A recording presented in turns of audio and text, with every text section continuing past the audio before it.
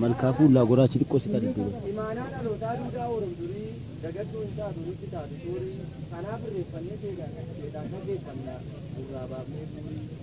Dia cuma marah kali kontali, araba yang bawa kali kita kami. Karo ija kenya kali kita alu, jania kenya kali badan. Coba kakek lele kalau terang mana tu arara rese. Coba kakek. Boleh kah? Orang agenda kami kerja mula. Pada bandura tiga padi tu jera, padi dia tu lega. Aku mah, ada yang orang kata, jalan di jalan ta, nanti kulu le yoga bata, waka di jalan. Padi lega, agenda arah di kanap, lemni musuh di kamu yo jera.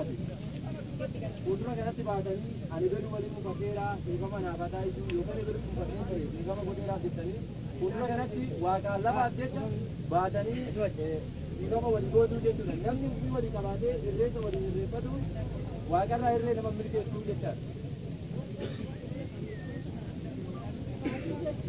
Harka yoo dhiqatan garaatu jaalataa garaa yoo dhiqatan waaqatu jaalataa.